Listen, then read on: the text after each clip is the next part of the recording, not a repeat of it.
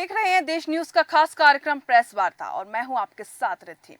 Press वार्ता के खास कार्यक्रम में हम आपको बताते हैं देश और दुनिया की तमाम बड़ी खबरें, ऐसी खबरें जो अखबार की दुनिया में हेडलाइन बनी हैं और टेलीविजन की दुनिया में बहस का हिस्सा बनी हैं और सोशल मीडिया पर ट्रेंडिंग में रही हैं। उन खबरों से आपका क्या वास्ता है?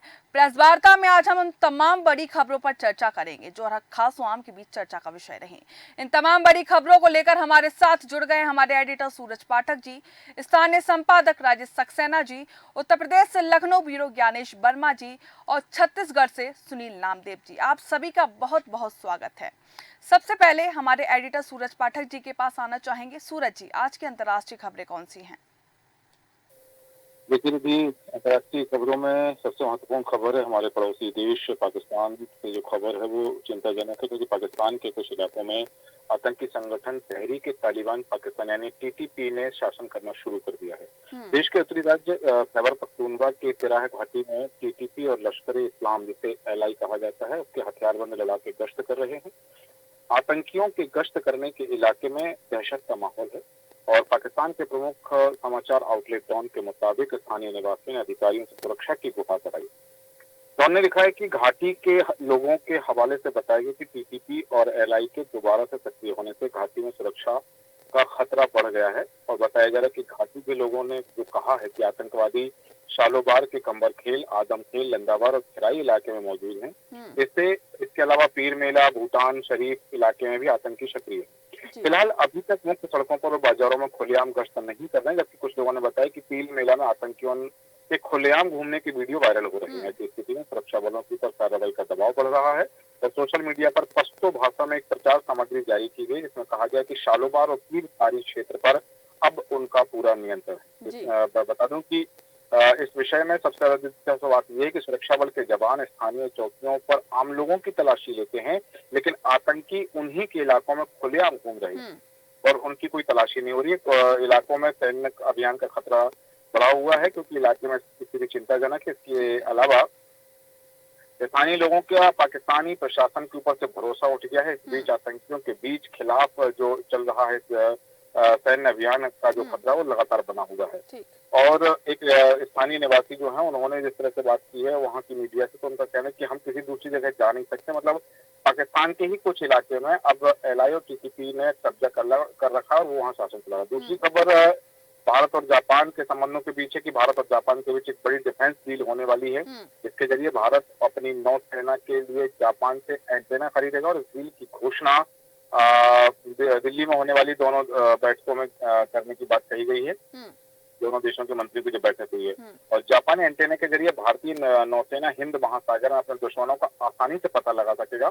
और हिंद महासागर में चीनी घुसपैठ से भारत काफी परेशान है, क्योंकि चीनी नौसेना जो है वो साउथ चाइना को लेकर अफ्रीकी महाद्वीप तक अपना हस्तक्षेप बढ़ा रही है।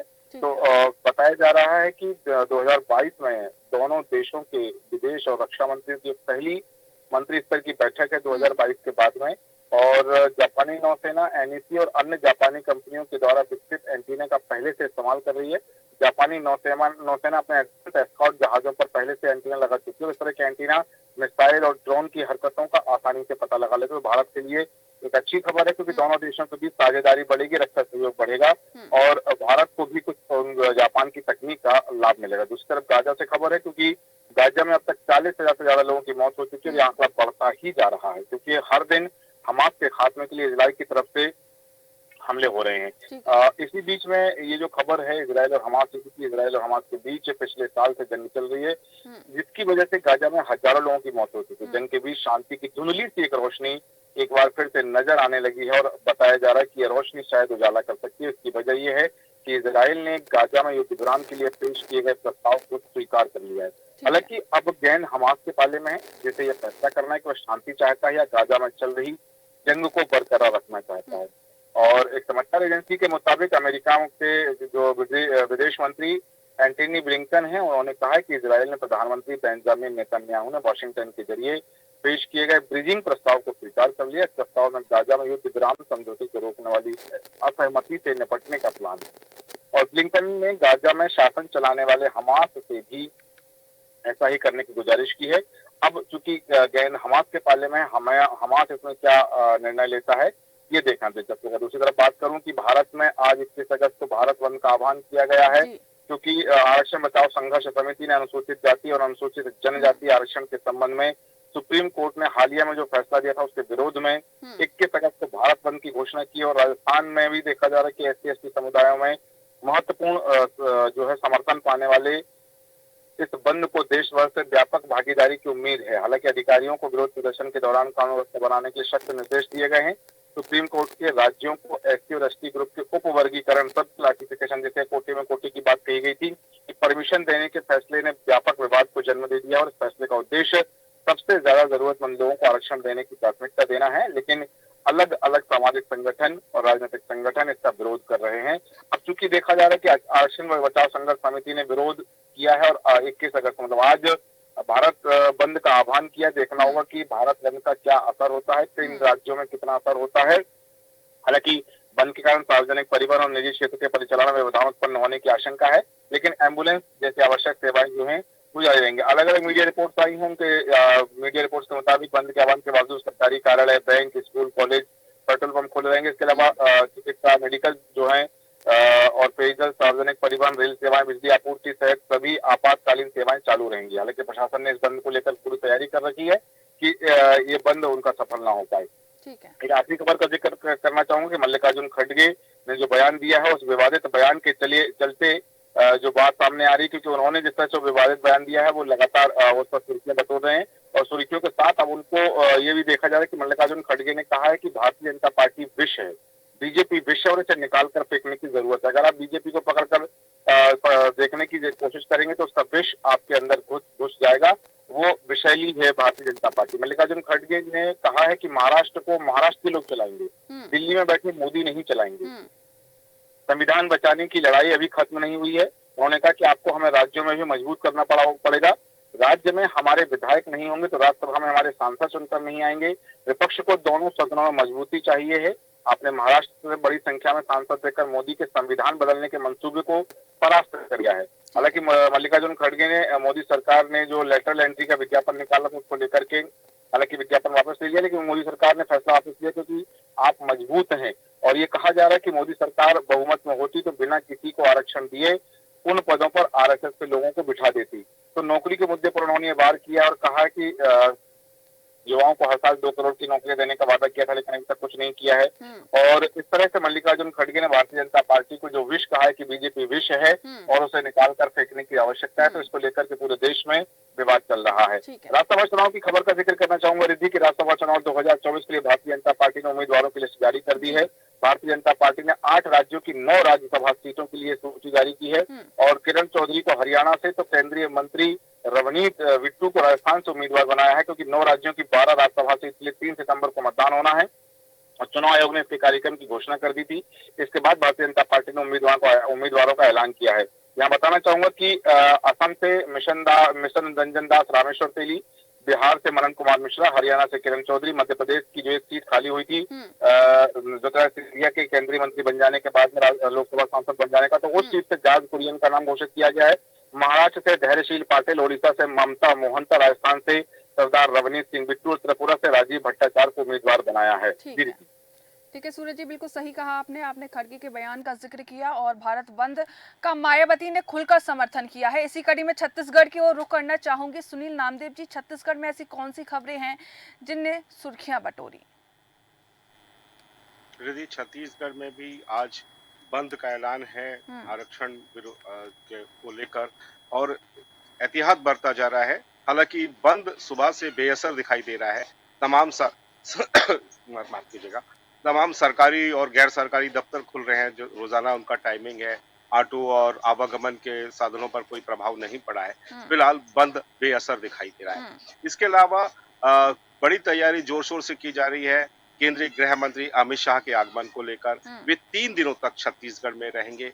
अमित शाह इस दौरान नक्सली उन्मूलन अभियान की समीक्षा करने के साथ साथ बीजेपी के तमाम विंग्स हैं उनके नेताओं से मुलाकात करेंगे। यहाँ मंत्रिमंडल का विस्तार होना है। मुख्यमंत्री विष्णुदेव साय मंत्रिमंडल में अभी 2 स्थान रिक्त है मंत्रियों के और निगम मंडलों में नियुक्ति होना है। इस लिहाज से राजनीतिक सरगर्मियां खासकर बीजेपी के खेमे में देखी जा रही है। लोगों को बड़ी उम्मीद है कि अमित शाह शायद उनके अरमानों पर खरे उतरेंगे, क्योंकि ठीक। अब रेवड़ियां बंटने का टाइम आ रहा है। इसके अलावा एक महत्वपूर्ण खबर और है कि जो 2200 करोड़ का छत्तीसगढ़ में शराब घोटाला हुआ था, उस पर 13 याचिकाएं हाईकोर्ट ने एक साथ खारिज कर दी हैं। ठीक। 10 जुलाई को इस पर विचारण किया गया था। ये तमाम आरोपियों के द्वारा याचिकाएं अलग-अलग लगाई गई थी।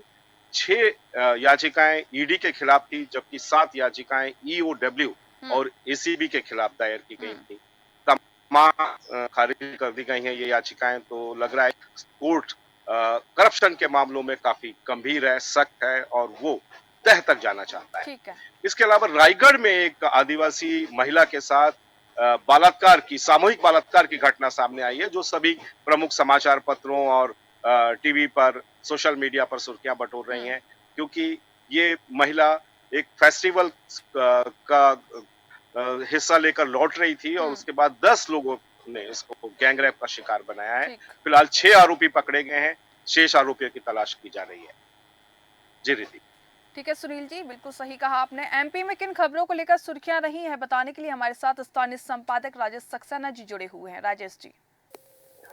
देखिए जी, जिस तरह से कल भारतीय जनता पार्टी ने अपने 8 राज्यों के लिए 9 उम्मीदवारों की घोषणा की है राज्यसभा के लिए। मध्य प्रदेश की हम बात करें तो मध्य प्रदेश से जिस तरह से जॉर्ज कुरियन को अपना उम्मीदवार बनाया है, भाजपा ने मध्य प्रदेश से जॉर्ज कुरियन को राज्यसभा का उम्मीदवार बनाया है। कुरियन मोदी कैबिनेट में मंत्री हैं। उन्हें ज्योतिरादित्य सिंधिया के लोकसभा सांसद चुने जाने के बाद उनके बचे राज्यसभा के कार्यकाल के लिए रिक्त हुई सीट पर उम्मीदवार बनाया गया है। नामांकन भरे जाने की जो अंतिम तारीख है वो आज है, यानी कि आज जॉर्ज कुरियन अपना राज्यसभा के लिए नामांकन दाखिल करेंगे। कुरियन के उम्मीदवार बनाए जाने के साथ ही मध्य प्रदेश में उन नेताओं को तगड़ा झटका लगा है जो राज्यसभा में जाने के लिए अपनी दावेदारी पेश कर रहे थे। इनमें पहला नाम पूर्व सांसद केपी यादव का था, जो 2019 में ज्योतिरादित्य सिंधिया को हराकर लोकसभा में पहुंचे थे। इसके बाद 2024 के लोकसभा चुनाव में यादव का जो टिकट था वो काटकर भाजपा ने ज्योतिरादित्य सिंधिया को उम्मीदवार बनाया था। उस दौरान अमित शाह ने वादा किया था कि केपी यादव का ख्याल रखा जाएगा। अब जब केपी यादव को ना लोकसभा का टिकट मिला, ना राज्यसभा का, और केपी से किया गया जो वादा था वो भी टूट गया है। ऐसे में सवाल उठ रहा है कि उनके लिए भाजपा ने अब क्या सोचा है। इधर मध्य प्रदेश से कुरियन का नाम घोषित किया गया, उसके बाद केपी यादव का लोकसभा के बाद राज्यसभा से भी नाम कट गया। इसके साथ ही उन्होंने अब कुछ भी कहने से किसी भी तरह की अब वो प्रतिक्रिया नहीं दे रहे हैं, क्योंकि उनको काफी उम्मीद थी कि शायद उनको पार्टी राज्यसभा देते। दूसरी तरफ पूर्व सांसद केपी यादव अशोकनगर में जिस तरह से रक्षाबंधन पर्व पर गुजरियों का जो आयोजन था उधर तो नजर आए, लेकिन जैसे ही राज्यसभा का नाम घोषित हुआ वे अपने गांव चले गए और बातचीत उन्होंने करना बंद कर दी। मध्य प्रदेश में राज्यसभा की रिक्त सीट के लिए चुनाव को लेकर पिछले सप्ताह भर से गहमा गहमी का माहौल था। ज्योतिरादित्य सिंधिया के राज्यसभा सांसद से इस्तीफे से खाली हुई सीट पर जिन दावेदारों का नाम था उनमें केपी यादव और नरोत्तम मिश्रा के नाम थे। इनका नाम भी, नरोत्तम मिश्रा का नाम भी सुर्खियों में चल रहा था कि शायद राज्यसभा में पूर्व गृह मंत्री नरोत्तम मिश्रा को भेजा जा सकता है, लेकिन अब दोनों नाम नहीं है और जॉर्ज कुरियन आज अपना जो है नामांकन दाखिल करने वाले हैं। दूसरी तरफ एक खबर, जिस तरह से कोलकाता का जो पूरा मामला है उसको से सबक लेते हुए प्रदेश सरकार ने व्यवस्था बदलने को लेकर मंशा अपनी जाहिर की है। कोलकाता में ट्रेनी डॉक्टर से दुष्कर्म व हत्या के बाद सबक लेते हुए प्रदेश सरकार ने मेडिकल कॉलेजों के लिए नई गाइडलाइन जारी की है।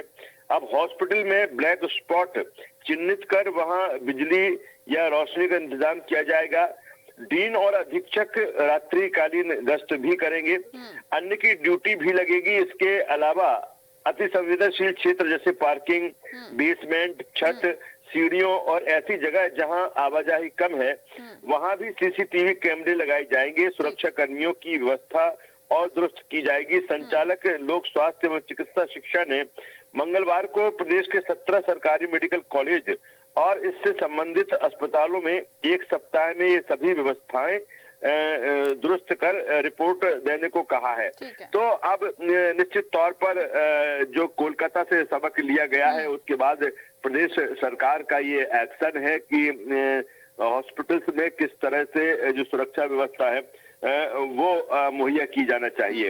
एक खबर जिस तरह से जो 9 आईएएस बदले गए हैं और मुख्य निर्वाचन पदाधिकारी रहे अनुपम राजन अब उच्च शिक्षा में पदस्थ उनको किया गया है। प्रदेश सरकार ने मंगलवार देर शाम 9 सीनियर आईएएस अफसरों के तबादले कर दिए। मध्य प्रदेश के मुख्य निर्वाचन पदाधिकारी अनुपम राजन को अब प्रमुख सचिव उच्च शिक्षा के साथ उद्यानिकी और खाद्य प्रसंस्करण का जिम्मा दिया गया है।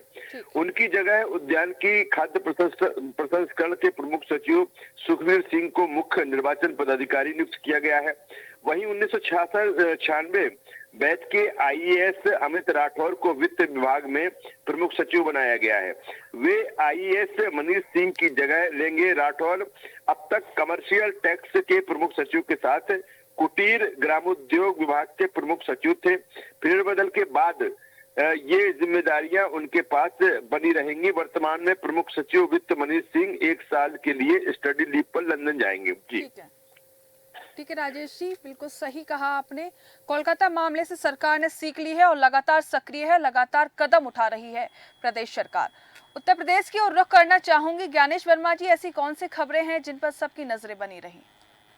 रिद्धि, मैं बात करना चाहूंगा कि देखिए आज भारत बंद है, क्या है वजह और कौन कौन सी चीजें खुली रहेंगी और कौन सी बंद रहेंगी। आपको बता दूं कि अनुसूचित जाति व जनजाति आरक्षण में क्रीमी लेयर पर सुप्रीम कोर्ट के फैसले के खिलाफ देश भर के विभिन्न संगठनों ने आज यानी कि 21 अगस्त भारत बंद का आह्वान किया है और बसपा समेत कई पार्टियां इस बंद का समर्थन कर। ऐसे में सवाल है कि भारत बंद क्यों बुलाया गया है, क्योंकि सुप्रीम कोर्ट का वो कौन सा फैसला है जिसका दलित संगठन विरोध कर रहा है। दलित संगठनों की मांगे क्या है? संघ लोक सेवा आयोग यूपीएससी में लेटरल एंट्री क्यों सवालों के घेरे में, तो भारत बंद के दौरान क्या क्या खुलेगा और सुप्रीम कोर्ट का फैसला क्या रहा है। सुप्रीम कोर्ट ने एससी एसटी आरक्षण में एक क्रीमी लेयर को लेकर फैसला सुनाते हुए कहा था कि सभी एससी और एसटी जातियां और जनजातियां एक समान वर्ग नहीं, कुछ जातियां अधिक पिछड़ी हो सकती हैं। उदाहरण के लिए सीवर की सफाई और बुनकर का काम करने वाली ये दोनों जातियां एससी में आती है, लेकिन इस जाति के लोग बाकियों से अधिक पिछड़े रहते हैं। इन लोगों के उत्थान के लिए राज्य सरकारी एससी एसटी आरक्षण का वर्गीकरण सब क्वालिफिकेशन कर अलग से कोटा निर्धारित कर सकती है। ऐसा करना संविधान के आर्टिकल 341 के खिलाफ नहीं है। सुप्रीम कोर्ट ने कोटे में कोटा निर्धारित करने के फैसले के साथ ही राज्यों को जरूरी हिदायत भी दी थी। कहा कि राज्य सरकारें मन मर्जी से यह फैसला नहीं कर सकती। इसमें 2 शर्तें लागू होंगी। एससी के भीतर किसी एक जाति को 100% कोटा नहीं दे सकती है और एससी में शामिल किसी जाति का कोटा तय करने से पहले उसकी हिस्सेदारी का पुख्ता डेटा होना चाहिए। बता दें कि सुप्रीम कोर्ट ने यह फैसला उन याचिकाओं पर सुनवाई करते हुए सुनाया था रिद्धि, जिनमें कहा गया था कि एससी और एसटी के आरक्षण का फायदा उनमें शामिल कुछ ही जातियों को मिलेगा। इससे कई जातियां पीछे रहेगी और उन्हें मुख्य धारा में लाने के लिए कोटे में कोटा होना चाहिए। इस दलील के आड़े 2004 का फैसला आ रहा था जिसमें कहा गया था अनुसूचित जातियों का वर्गीकरण कर सकते हैं। और बता दूं कि रिद्धि, इसमें आज देश भर के दलित संगठनों ने 21 अगस्त यानी कि आज भारत बंद का ऐलान किया और इनमें बहुजन समाज पार्टी है, सुप्रीमो मायावती और भीम आर्मी चीफ चंद्रशेखर आजाद और आदिवासी पार्टी मोहनलाल रोत को भी समर्थन मिल रहा है। साथ ही कांग्रेस समेत कुछ पार्टियां के नेता भी समर्थन में। तो इस तरीके से बता दूं किन राज्यों में भारत बंद के बारे में सर्च हो रहा है। भारत बंद के लेकर राजस्थान, मध्य प्रदेश, बिहार, झारखंड और छत्तीसगढ़ समेत देश भर में इसके बारे में सर्च किया जा रहा है। वहीं मैं बात करूंगा रिद्धि की कि उत्तर प्रदेश में मुख्यमंत्री योगी आदित्यनाथ का आज का कार्यक्रम प्रयागराज में सीमेंट प्लांट का वर्चुअल उद्घाटन करेंगे और सीएम 20 लाख टन उत्पादन क्षमता का है सीमेंट प्लांट, जिसको दोपहर 12:30 बजे इंदिरा गांधी प्रतिष्ठान गोमती नगर जाएंगे और स्वर्गीय कल्याण सिंह की 3य पुण्यतिथि आज है और पुण्यतिथि का आयोजित कार्यक्रम में सम्मिलित होंगे मुख्यमंत्री योगी आदित्यनाथ। वहीं मैं बात करूंगी कि 69,000 शिक्षक भर्तियों के धरने का मामला यूपी के अलग अलग जिलों से पहुंचे थे अभ्यर्थी बेसिक शिक्षा निदेशालय पर धरना प्रदर्शन कर रहे थे और रात में चल रहे धरना को पुलिस बल ने जबरन खत्म कराया। शिक्षक अभ्यर्थियों को दूसरे स्थान पर ले जाया गया और अभ्यर्थी नियुक्ति पत्र देने की कर रहे हैं सरकार से मांग। वहीं मैं बात करूंगा कि लखनऊ में कार्यकर्ता के उत्पीड़न से दुखी भाजपा विधायक ओपी श्रीवास्तव ने लिखा पुलिस आयुक्त को पत्र। प्रदेश अध्यक्ष को भी भाजपा विधायक ने लिखा पत्र में पुलिस द्वारा कार्यकर्ता के उत्पीड़न का आरोप लगाया और बीजेपी सरकार में एक कार्यकर्ता का उत्पीड़न कर रही है पुलिस, यह कहना है विधायक का। वहीं मैं बात करूंगा कि कांग्रेस महासचिव जो है सचिन पायलट की आज राजधानी लखनऊ में कांग्रेस कार्यालय पर 2 बजे प्रेस वार्ता करेंगे और यहाँ पर प्रदेश अध्यक्ष अजय राय भी मौजूद रहेंगे। मैं बात करूंगा रिद्धि की जिला अस्पताल सीतापुर में बेड को लेकर एक बवाल हो गया और वार्ड बॉय और तीमारदार में जमकर मारपीट हुई। हाई वोल्टेज ड्रामे और मारपीट का वीडियो सोशल मीडिया पर वायरल हो रहा है। महिला तीमारदार ने वार्ड बॉय पर थप्पड़ मारने का आरोप लगाया। वहीं वार्ड बॉय अन्य मरीज के लिए जबरिया खाली करा रहा था और कोतवाली नगर के जिला अस्पताल का पूरा वीडियो बताया जा रहा है। मैं बात करूंगा कि बुलंदशहर की प्रधान डाकघर में सीबीआई की टीम का छापा और लगभग 8 से 10 घंटे की कड़ी छापेमारी की गई और डाकघर में तैनात रहे रिटायर्ड कर्मचारियों से पूछताछ की गई। बड़ी तादाद में अहम दस्तावेज सीबीआई टीम साथ ले गई और सीबीआई की टीम ने मीडिया से कोई बात नहीं की। वहीं मैं बात करूंगा रायबरेली जिले से उत्तर प्रदेश में कि कलयुगी बेटे ने पिता की पीट कर हत्या कर दी, लाठी डंडे से पीटकर बुजुर्ग पिता की जान ले ली और पुलिस ने आरोपी बेटे दल बहादुर यादव को पकड़ा है। मृतक राम आधार के 100 को पुलिस ने कब्जे में ले लिया है। 2007 में आरोपी की मां की भी पीट कर हत्या कर दी और सालोन कोतवाली क्षेत्र के मियां का पूर्वा मजरे की ये घटना बताई जा रही है। मैं बात करूंगा रायबरेली की संदिग्ध परिस्थितियों में महिला ने आत्महत्या करने का प्रयास किया और पारिवारिक कलह से परेशान चल रही थी महिला। जहरीला पदार्थ खाने से महिला की हालत बिगड़ी और गंभीर हालत में सीएससी में जिला अस्पताल रेफर और जनपद के सरीनी थाना क्षेत्र की रहने वाली महिला। ठीक है, कहना चाहिए आपने बहुत बेहतरीन ढंग से समझाया सुप्रीम कोर्ट के फैसले के बारे में, कोटे के बारे में आपने बहुत बेहतरीन ढंग से समझाया। वहीं 69,000 शिक्षक भर्ती का मामला प्रदेश में गरमाया हुआ है। आप सभी का बहुत बहुत शुक्रिया हमारे साथ जानकारी साझा करने के लिए। प्रेस वार्ता के जरिए आपने देश और दुनिया की तमाम बड़ी खबरें जानी। ऐसी जानकारी आपके साथ साझा की गई जो आपके लिए और आपके हित के लिए जानना बेहद जरूरी था। फिलहाल हमारे खास कार्यक्रम प्रेस वार्ता में बस इतना ही। जुड़े रहिए देश न्यूज के साथ। नमस्कार।